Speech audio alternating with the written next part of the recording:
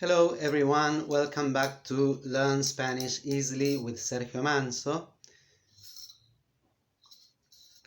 I'm enjoying a cup of coffee. In this video we'll see the first part of an approach to the most common irregular verbs in Spanish. And I say the first part because today we are going to see changes mainly in the root and in the present tense. For today we are going to see only in the indicative mood, but these changes in the root will also be found in the present tense for the subjunctive mood and in the imperative mood. But today, so as not to make a mess of it all, we are going to see just how it works in the present tense in the indicative mood. In the second part, in another video, we'll see verbs that not only change their root but also the ending of them, and that also change in the past tenses, not only the present, like the ones we are going to see today. And at the end of the video, an idiom as usual. So let's get started. Well, the most common cases of irregular verbs are these two groups, in which the e of the root changes to ye in the present. Bear in mind that not only in the present in the indicative mood, but also, as I said before, in the subjunctive mood. By bearing it in mind, it'll be easier for you to conjugate the subjunctive mood that will be seen more deeply in one of our next videos, because in the subjunctive mood these changes will be the same. For now, let's conjugate examples in the indicative mood, but just bear this in mind. In the subjunctive mood, these changes will be present, will be there too. And so there is a huge group of verbs that change the e for ye in their root, and another huge group of verbs that change the o to we in Spanish. For instance, verbs that belong to this group: entender, pensar, and the list is huge. But just by talking about two of them, it's enough, because as in the case of regular verbs, the irregularity follows a model too. I mean, this is an irregularity, of course. This doesn't follow the regular verbs model, but there is a big group of verbs, a big quantity of verbs that belong to this group that behave in the same way, like entender, pensar, sentir. So this means to understand, to think, to feel, etc. There are many of them. So let's conjugate one of them and it's enough.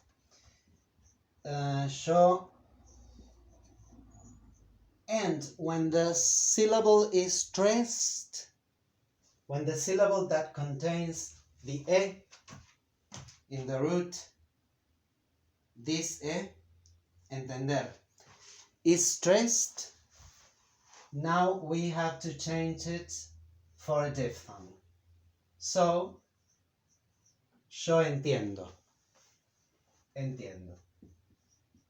Now here, the stress is here too. So, we make the same. Tú entiendes. Él, ella entiende, the same. So, in the singular, we always make this because the stress falls here. Let's see the plural. Nosotros, nosotras. Now, we don't say entiendemos, but entendemos. So the stress is not here anymore. It's here by adding the ending. So we don't change this e. We keep it there. And see no diphthong at all in these cases. Entendemos, we understand. Vosotros, vosotras. Entendéis. So again, the stress is in the combination of root and ending. And ustedes. And ellos, ellas.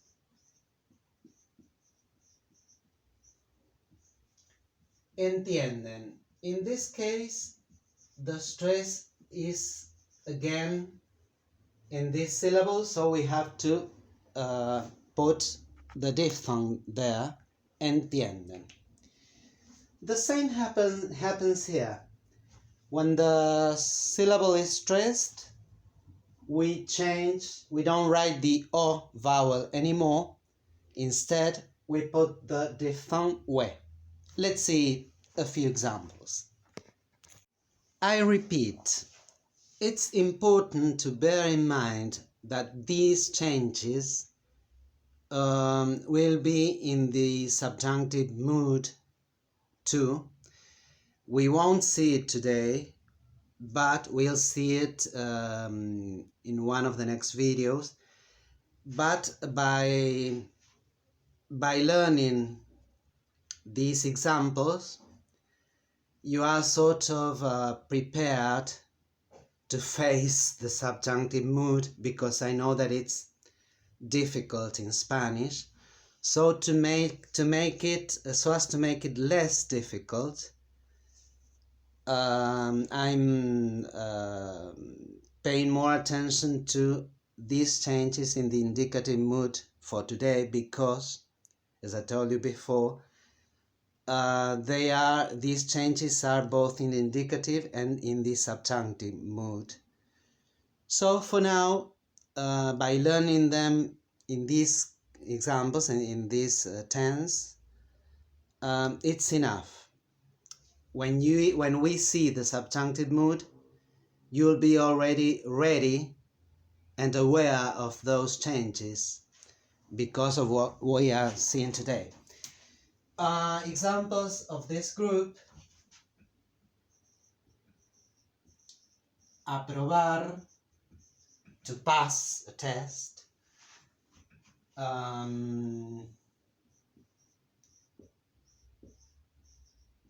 Recordar, to remember. If we put the preposition a after recordar, it's not to remember anymore, but to remind of, when someone reminds us of another person. Acordarse, to remember. Dormir, to sleep. Let's see this one, because it's got this pronoun here. If you remember, in the other in one of my videos, I explain what happens with this pronoun. So if you haven't watched it yet, do it please, because it'll be very useful for you. acordarse. So for the first person, if you remember, si se acuerdan, if you remember that video, me acuerdo, te acuerdas, se acuerda, and again, in the plural, we won't have to do this when the stressed syllable is not this one. Nosotros nos acordamos. In this case, we keep the O because it's the stress doesn't fall there. Vosotros os acordáis. Ustedes, ellos se acuerdan. As you can see, we change the O for we when the syllable is stressed. The same will happen in the subjunctive mood when we see it. So by learning this, when we see it, you'll already have that in mind and it'll be easier for you to learn. Let's see other examples. Then we move on to a third group of verbs that have the letter E in the root and is changed by I, by the letter E in Spanish. Both in the present and in the past, not in the future. And both in indicative mood and in this subjunctive mood. For example, to ask, pedir, to ask for something, to repeat, repetir,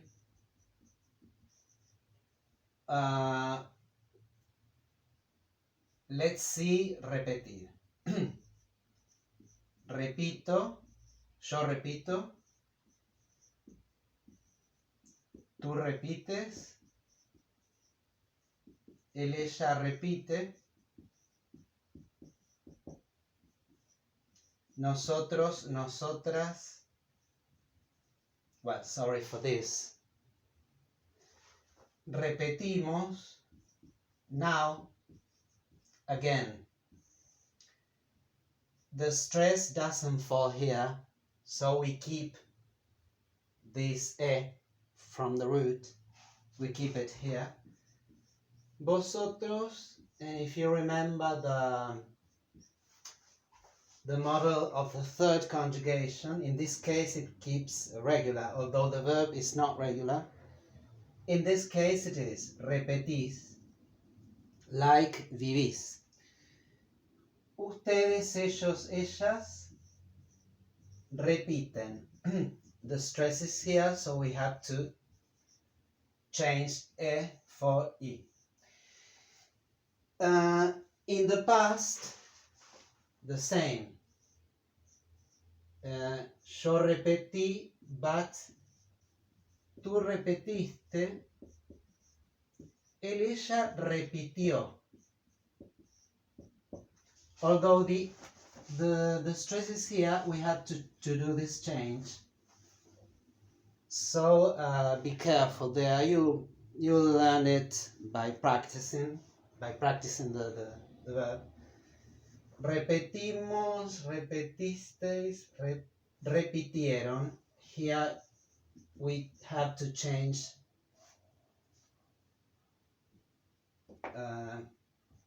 in this case, repetimos. For this person, it's the same both in the present and in the past. Repetisteis and repitieron. So the change is in this person and in this one. This change, A. And in the subjunctive mood, both in the present and in the past, as we'll see in one or two videos. Now there is a very big group of verbs ending in ser that are not that irregular. They are irregular just in a very few cases. And there are many of them in Spanish. For instance, nacer, to be born,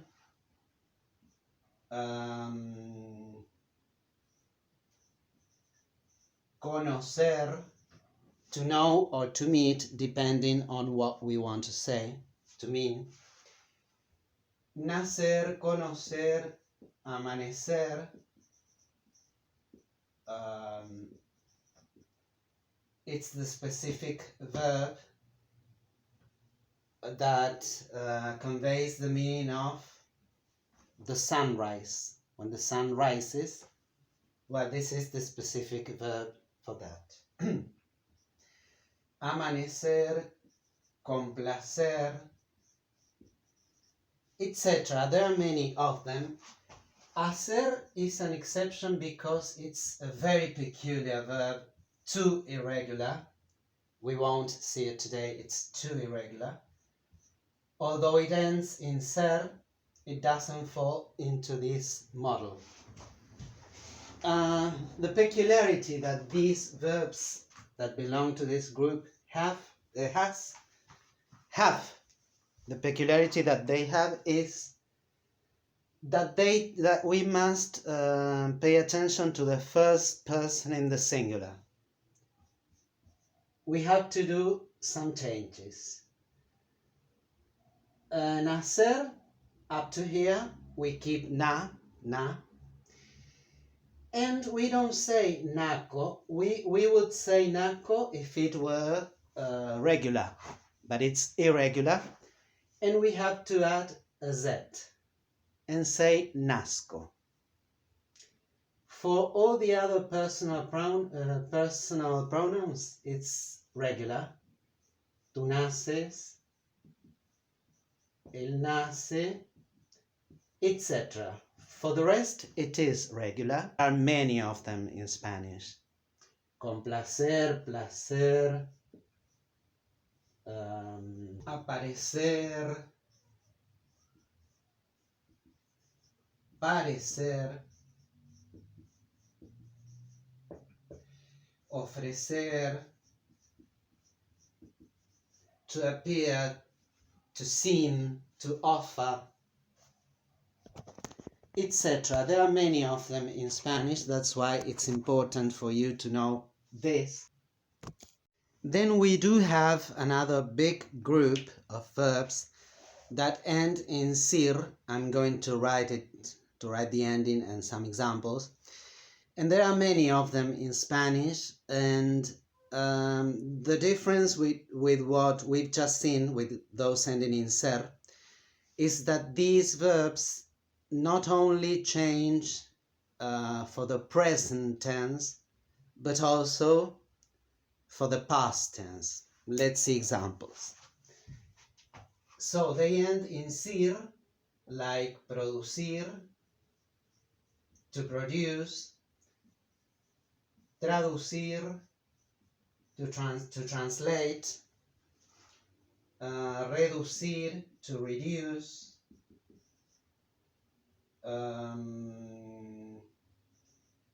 reproducir, to reproduce, etc. The same as in the other situation that we've just seen, we say, yo produzco. So, up to produ, it is regular. But if it were regular, we'd say yo produco. But instead we add a z, like in the ser ending, and say produzco, traduzco, reduzco, reproduzco, etc. Then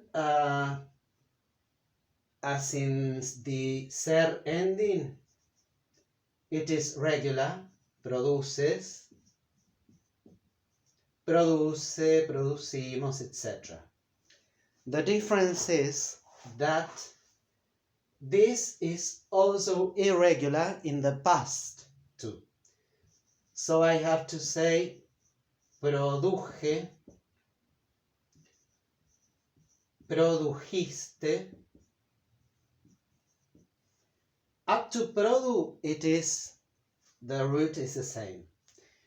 But instead of saying producí, that would be the way in which we would say it if it were regular. We don't say producí, but produje.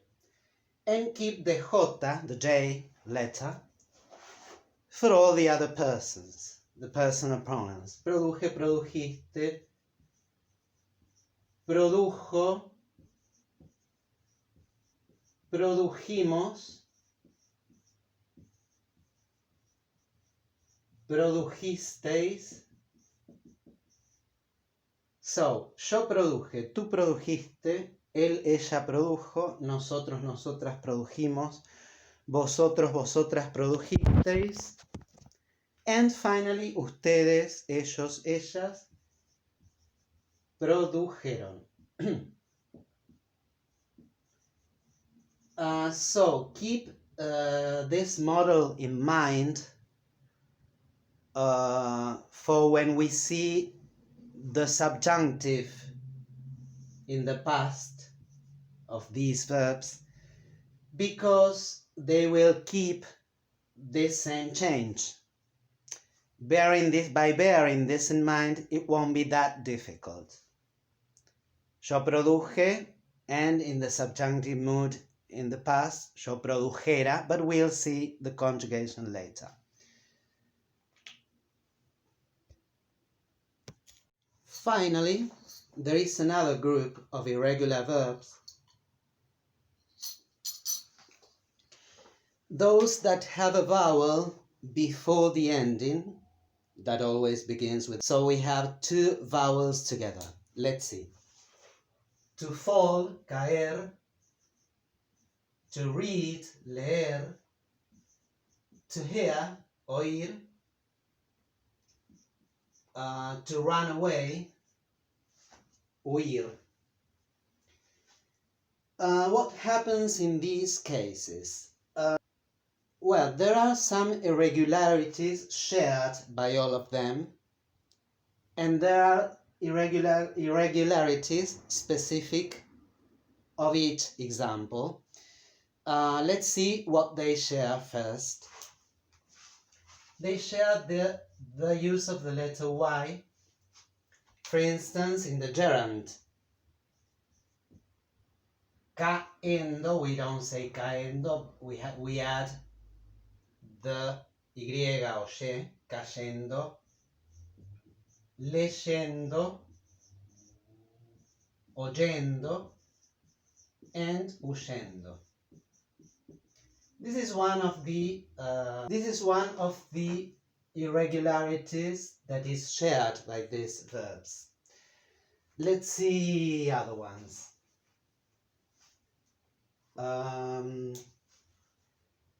Let's see the past. Yo caí, tú caíste, yo leí, tú leíste. This is the pretérito perfecto simple, your simple past. Yo oí and yo huí. Oíste, huiste. Up to now, no irregularity. It functions as if all of them were regular. But what happens here? El, ella, cayó, we have to add the sh or y sound. Leyó, oyó, and huyó. Then for the first person in the plural and for the second one in Spain, it is regular. Caímos, caímos, caísteis,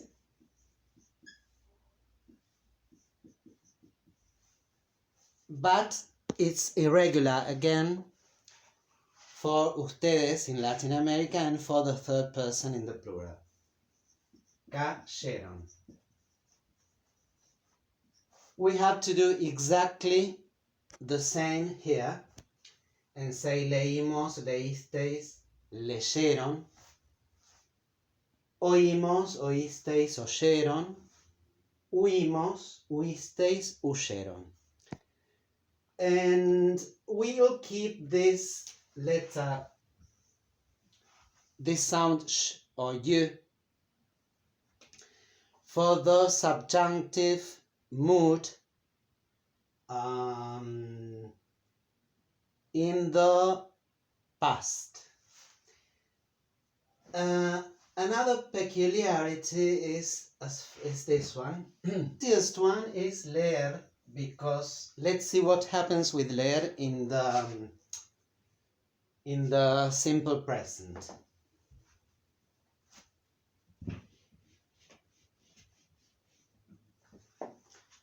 Leo, lees, tú lees, él, ella lee, nosotros, nosotras leemos, vosotros, vosotras leéis, ustedes, ellos, ellas leen. So in the present is this R ending is regular, as in leer. Now with caer, that is another R ending but irregular. What happens in the present?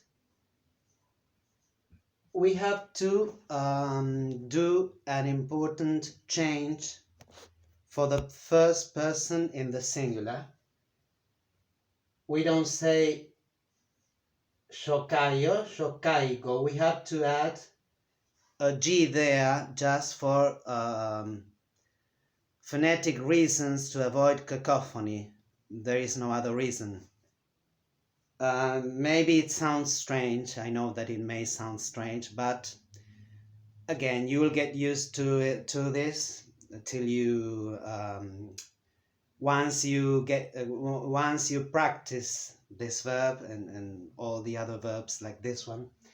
Yo caigo, then tú caes, él cae. So for the rest, it's regular, but for both the present and the past tense in the subjunctive mood, it'll be irregular and keep this g sound and say caiga, caigas, caiga, caigamos. We'll see it later. And in the past, in the subjunctive mood, instead of having the g sound, it'll have the y or sh sound for all the personal pronouns. Cayera, cayeras, cayera. That we see later.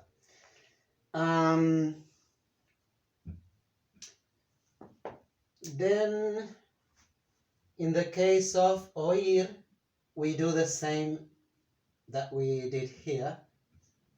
Oigo, we add the g, and then we add a u sound. Oyes, oye, then oímos, oís, oyen.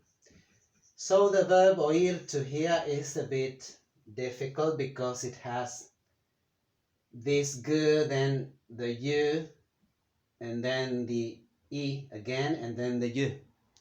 It's a bit hard. What happens with huir, to escape, to run away? Yo huyo,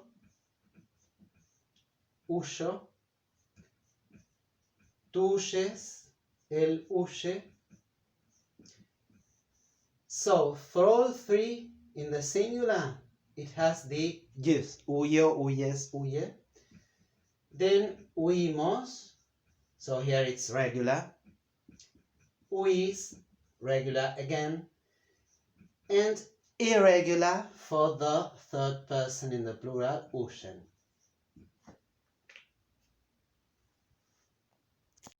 So people, this is all for this video because as I know that Spanish conjugation is difficult, it is difficult indeed, I decided not to go further for now, to show you the main cases and to show you groups that contain lots of verbs. Then there are other important, very important verbs that are too irregular, and we'll see them of course, but as they don't follow any specific pattern, we'll see them in special videos in which we work one of them at a time, because they don't fall into a specific group. So for now we won't see any more. We won't see any more verbs.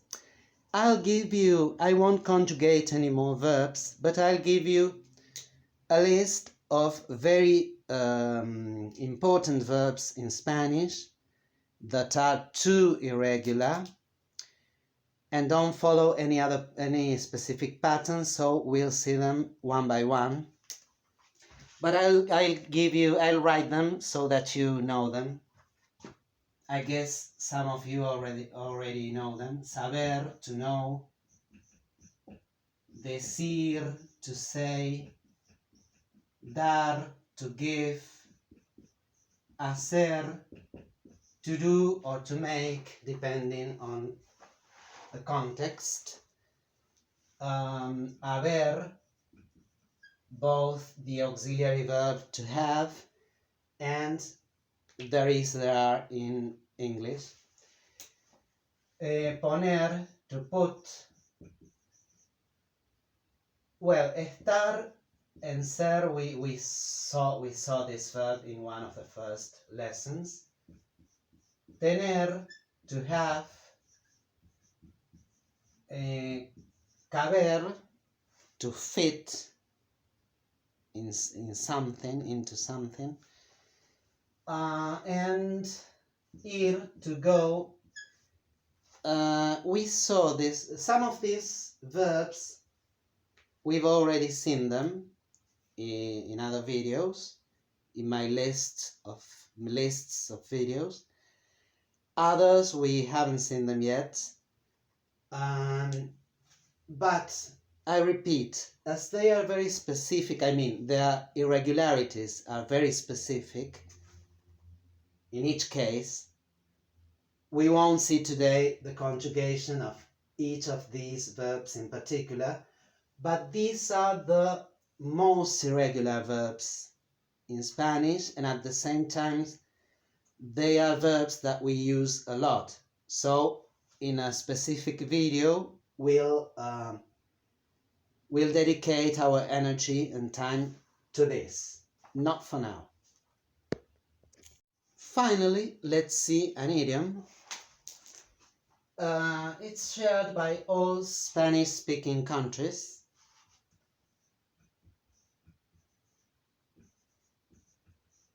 Quien mal anda, mal acaba.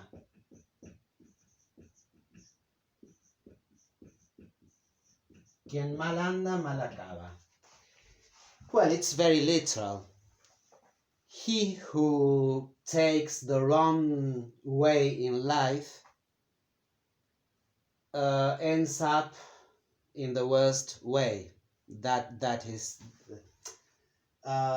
would be the translation into English. He or she who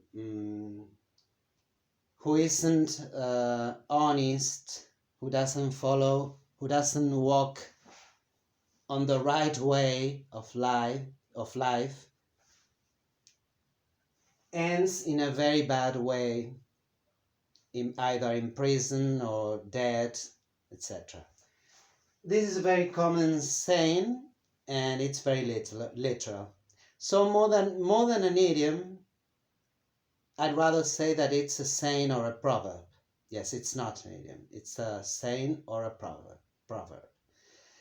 Well, people, please subscribe to my channel. It's very easy. Click on the red rectangle that is under this video where it says subscribe.